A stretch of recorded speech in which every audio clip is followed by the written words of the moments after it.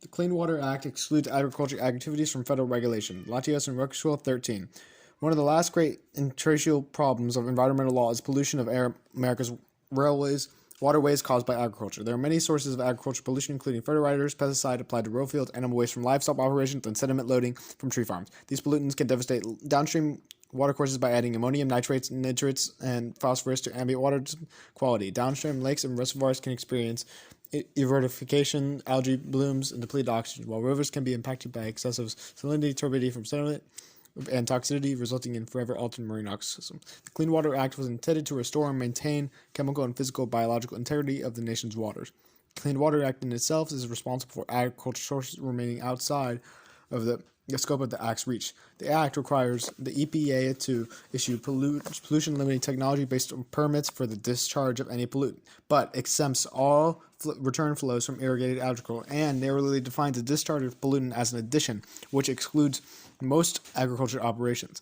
The special class of water pollution is exempt from federal regulation. The Act labels agriculture and silvicultural activities, including runoff from fields and crops to forest and forest lands, as non-point sources of pollution. The Act, in effect, removes these sources from federal oversight and instead delegates them regulation and control of these sources to each state. States are directed, but not required, to consider the establishment BMPs for controlling non-point sources. States may simply turn over the counties and other local governments the task of BMP implication. And cut card. The federal government does not support getting rid of NPS, D Good 20. Clean water is essential of a healthy and productive society. Unfortunately, federal water pollution control is deficient in two fundamental ways. First, the federal government does not prioritize combating NPS pollution, water pollution, and polluted runoff. Second, the federal government provides insufficient grant funding for NPS pollution, choosing instead low-cost financing to improve point source pollution control. Low-cost financing for source control has allowed the non-port source pollution and polluted runoff to grow over time. According to the EPA, NPS pollution is the leading remaining cause of water quality problems. About half of all water pollution comes from non-port sources. Sediment from agricultural land is the largest of NPS pollution. 80,000 miles of rivers and streams are labeled as impaired. Only 31% of the nation's streams are tested, and 2.5 million acres of lakes, reservoirs, and ponds are impaired due to nutrient pollution. And cut the card. NSP is taking a huge toll on climate change. Andrian 16. The CWA's approach to non-point source pollution and environmental loss has dire consequences. Non-point source pollution is the leading cause of water quality impairment. 75% of rivers and lakes fail to meet water quality standards. Agriculture is by far the leading source of water quality impairment. Natural flow regimen is altered. 86% of our rivers and streams. Those changes have extensive ecological damage. Our expanding economic activity amplify problems in the future. Heavy rainfall events have increased all across the nation in places like the Northwest, Midwest, and Mountain West. And the effect on water quality will be profound. Greater erosion, more storm water runoff, and in more non-point source pollution in the form of excess nutrients, organic material, and sediment. More wildfires will lead to increased soil erosion, heightened level of non-point source degradation. The amount of land burned in wildfire is expected to grow by a factor of 2 to 4 for each degree Celsius of global warming, significantly increasing non-point source pollution. The Southwest faces a real threat to its water supply resources. The prospect of long flow conditions stretches the aquatic life that follow, wake of low flows amid higher temperatures.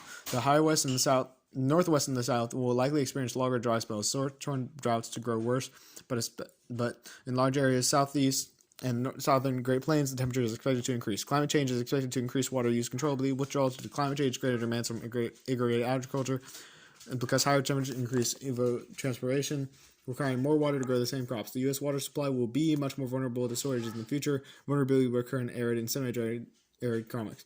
Projecting increases in agricultural irrigation may cause serious problems. In many eastern streams, conflicts over water in the future increase.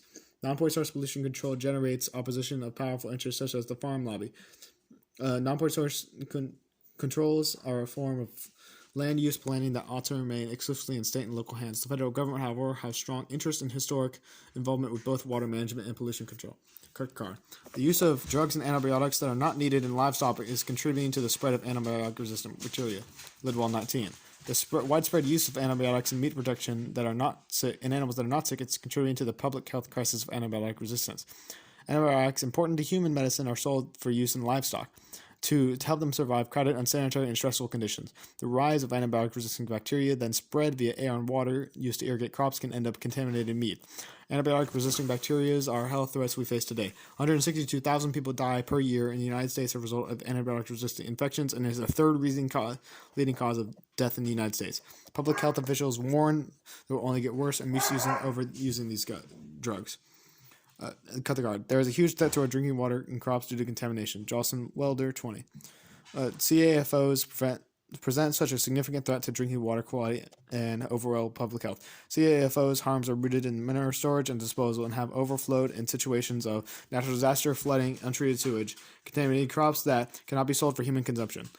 Animal waste concentrated in manure lagoons has a much higher nutrient load than raw human sewage and therefore much likely to result in dangerous algal blooms when it contaminates ground or surface water. Rural areas depend on groundwater for drinking, and studies have shown that private wells in the areas of CF within CFOs often contain bacteria, pathogens, veterinary antibiotics, and nitrates, may result in Blueberry syndrome, neutral tubes, or even death. Risk can extend far beyond rural areas where CFOs are located, both through foodborne pathogens, infectious disease that spread from animals to humans. Agricultural activities are largely exempt from regulation and oversight under a Federal Water Pollution Control Act, commonly known as the Clean Water Act. Cut the card. Lagoons in North Carolina are presenting health risks to citizens near Mount Hale by 18. Runoff from huge livestock operations can spread large amounts of fecal matter throughout the landscape within the potential danger of antibiotic-resistant bacteria or superbugs. Farmers store pigs waste in thousands of pits called lagoons. In Hurricane Florence, 6 lagoons suffered structural damage and 33 have overflowed so far, discharging an enormous amount of hog feces in the surrounding environment. When thousands of animals live together in close quarters, standing in their own feces, disease happens. The drug-resistant bacteria, the farmers administer low doses of antibiotics to prevent the spread of diseases. The practice also encourages the development of bacteria that can resist those medicines. The drug-resistant bacteria colonies in the pig's body come out in their feces and eventually get flushed into the lagoons. And when the lagoons overload, the superflow bugs go wherever the floodwaters go. Residents living near these CFOs where hogs experience a range of adverse health conditions ranging from asthma to skin irritation to birth defects and miscarriages. A study published in North Carolina Medical Journal found that people living near the hog farms also had lower life expectancies and higher rates of hospital admissions than other North Carolinians.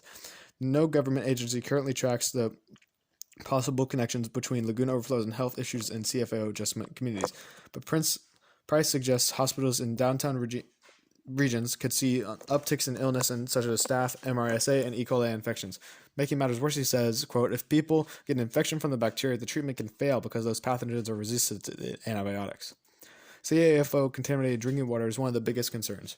While water is prevalent in rural communities, when the solid fluorides seep into the ground, the sunlight that can kill some of the troublesome bacteria can no longer reach them. So bacteria can also persist in sediment and contaminate well water over long periods of time. At least 150 industrial hog operations in North Carolina are located or near 100-year floodplains. In places like Duplin and Sangamon counties, where hogs outnumber humans, residents are an ongoing risk from flooded hog lagoons. Relocating hog farms to high ground could keep them out of floods' reach, but that would not lessen the threats their living conditions pose to modern residents. Smaller farms do not require lagoons and use less, if any, antibiotics, but there's plenty of room for improvement at large-scale operations. Providing more space and better feed, for example, helps to decrease animals' stress levels and boost their immune systems, allowing agriculture antibiotic use in these European countries to drop nearly 60%. The U.S. livestock industry cannot do the same, but unfortunately it has not been adequately motivated to do so, and now Barron fears the Trump administration is making a bad situation worse. The U.S. Environmental Protection Agency announced that it was changing its national enforcement initiative and dropping its focus on CAFOs. And cut the card. Antibiotic disease can lead to the end of the human race. Davis, 08. Antibiotic-resistant pathogens are one of the main threats to human survival. So far, efforts to control the overuse of antibiotics have had limited success, and it is not yet possible to concerted action to reduce the growing threat of multi-resistant pathogens. The problem has not yet really arrived on the radar screen, as antimicrobials are still work most of the time, apart from the occasional news headline that yet another nasty superbug has emerged in the local hospital. In order to meet the growing problem of antibiotic resistance among pathogens, the discovery and development of new antibiotic and alternative treatments for infectious diseases. This challenge is not to underestimate, and microbes are formidable adversaries, and despite our best efforts, continue to exact a toll on the human race. Cut the card. Animals should be treated the same as humans and integrate humans' rights with an animal right. Blattner and Amman 819.